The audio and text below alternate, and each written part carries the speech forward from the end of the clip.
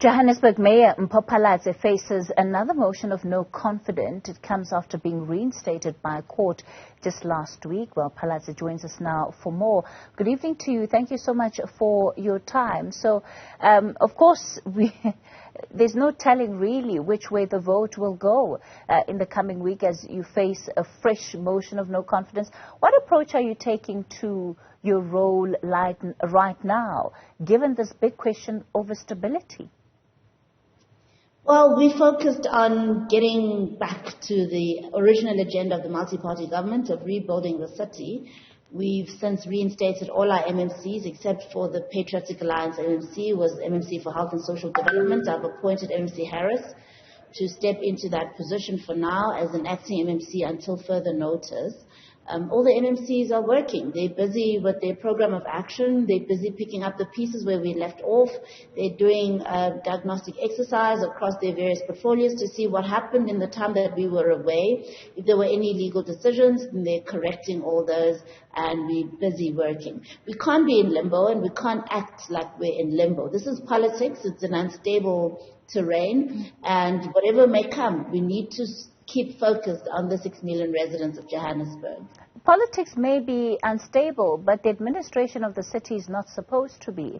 And one gets the sense that there's no way that the administration of the city cannot be affected by these changes. And again, it really is a question of what then the prudent thing to do for leaders in your position is.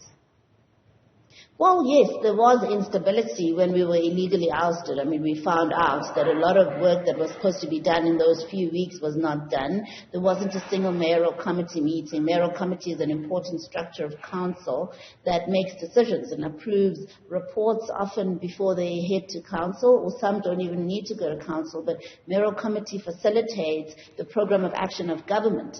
And if there was no such platform in those weeks, it means key decisions were put on hold. I've already mentioned that the boards of entities were put on hold. There were all kinds of moves in senior management positions and so on. So there was instability in that time. The multi-party government is back, and we are stabilizing the city. And I know you're thinking we're not stabilizing it because we can be ousted. Well, that can be said about any coalition government in South Africa. It doesn't mean that you stop working. Political moves will be there all the time, but you need to stay focused on the vision of serving your residents, and that's what we're doing. Political moves, yes, for all intents and purposes, but not political moves that are literally weeks apart. Well, yes, we're also concerned about the frequency of these motions. The initial one was illegal. The court ruled in our favor, yet we're seeing the ANC and their partners continue to bring more. They wanted to bring a motion this Thursday. It's not happening anymore because, yet again, they didn't follow the rules. It was illegal. Our lawyers wrote to their lawyers to make them aware of that, and they've since decided to withdraw it. I don't know what their next move is going to be, but we certainly focused on our residents. In terms of this roller coaster that we're now in, what will become the value of making decisions that, should you be ousted, will in all likelihood be undone by those who replace you? Would it not be better to ride the wave of the next motion of no confidence, given the fact that it is imminent? It's not like it's a month away. We know that it's going to happen soon. Absolutely not. I think if we were to approach the work of government that way, then all coalition governments would have to be in limbo, particularly where there's minority governments and there's always a possibility of being ousted. Look at Ekurhuleni, that's been a minority government for 11 months, and the mayor only got ousted now. So effectively, if we were to take that approach, Mayor Tanya Campbell should have not done anything in the last 11 months because she could have been ousted any minute.